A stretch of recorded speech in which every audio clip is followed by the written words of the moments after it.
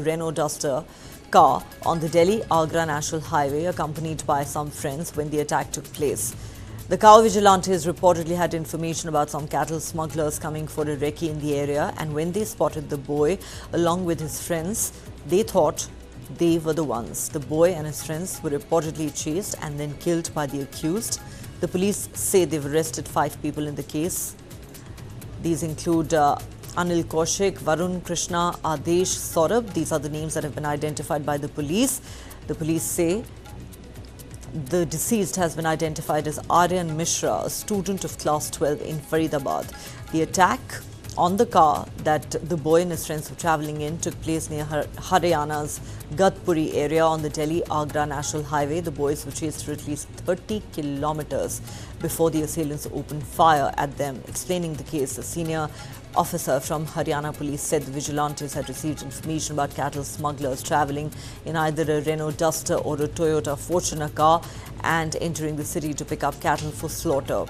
As they launched a search, they saw a Duster car at Patel Chowk. This was the car in which Aryan and his friends were travelling.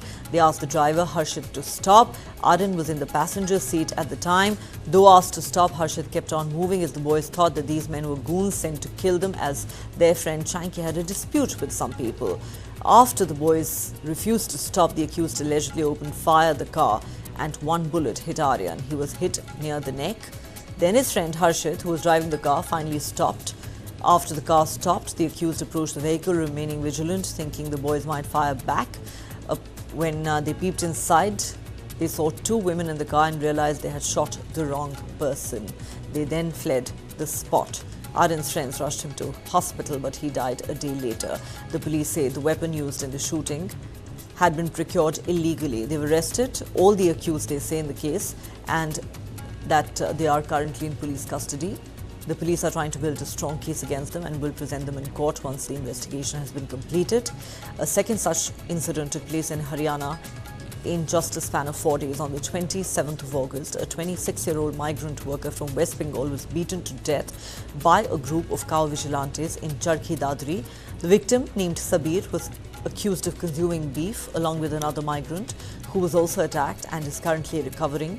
5 people have been arrested and 2 minors detained in connection with this incident of cow vigilantism.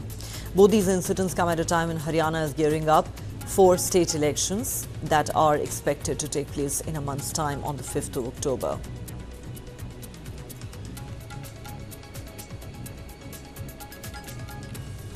Rajesh Pandey joins us with more on this story. Rajesh, another day, another case of so-called cow vigilantism resulting in the death of an innocent life.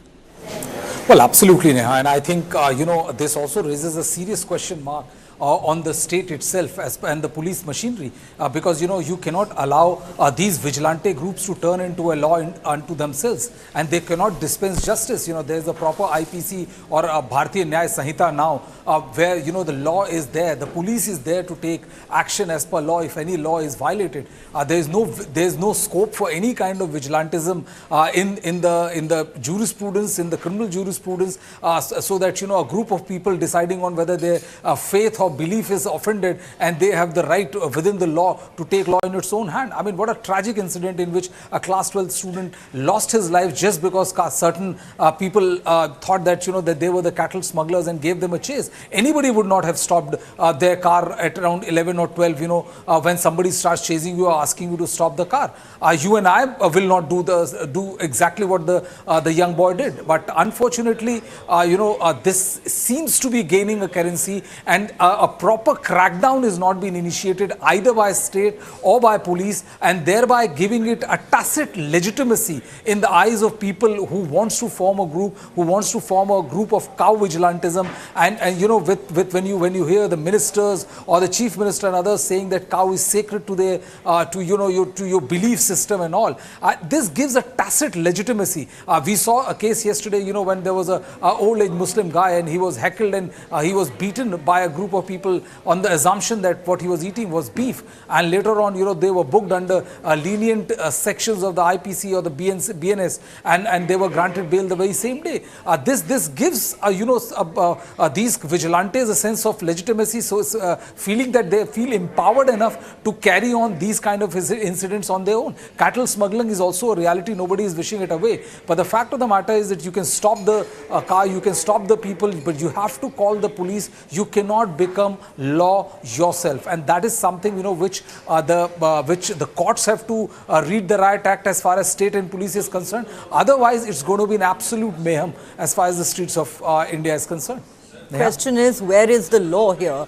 Because these goons who call themselves cow vigilantes are clearly taking the law into their own hands, assaulting innocent people, in some cases beating them to death, and some of them even seem to get away. Now, you mentioned the case of that 72-year-old Muslim man who was assaulted on a Mumbai train on suspicion that he was eating beef, and the men who assaulted him told him they were going to throw him out of the moving train.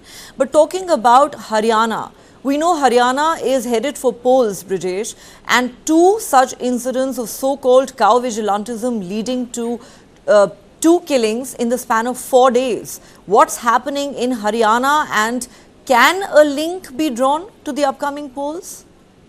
Well, I wouldn't be going and drawing a link between the two incidents, between the polls and the incident which has happened. But this definitely would not be taken kindly by the electorate there, because though there are instances of cattle smuggling and all, but when it comes to incidents like these where innocent people are killed in the name of cow vigilantism and all, I mean this doesn't augur well, and I think it also reflects very poorly on the state itself and the law machinery, because if they would have ensured the fear of the law, none of these cow vigilantes would have taken law into their own hand, and the impunity, the sheer brazenness in with which they actually feel that they have the authority or the guts to go ahead and shoot at a moving vehicle just because they felt that this is a vehicle which is carrying cattle smugglers. I mean, this definitely will not sit well on the state government. This definitely will not sit well on the voters, where people will be forced to think that what exactly are you trying to do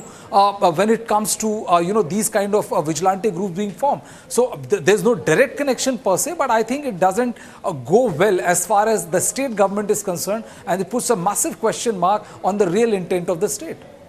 Neha? And the state government here certainly needs to send out a stern message to these goons that they cannot take the law into their own hands, and this simply cannot be tolerated. We are not a banana republic, but that is what these goons seem to have reduced us to in all these instances where an innocent person gets beaten up on the suspicion that they're carrying or eating beef, or on the suspicion of being a cattle smuggler. Where is this going to end? Rajesh Pandey, thanks for getting us those details. All right, in other news, the Mamata Banerjee government in West Bengal has introduced a stringent anti-rape law in the Bengal Assembly. The proposed legislation seeks to impose capital punishment for individuals convicted of rape if the crime results in the victim's death or leaves her in a vegetative state. It also proposes life imprisonment without parole for those convicted of rape or gang rape, named the Aprajita Woman and Child Bill 2024. The proposed bill aims to enhance protections for women and children by revising and introducing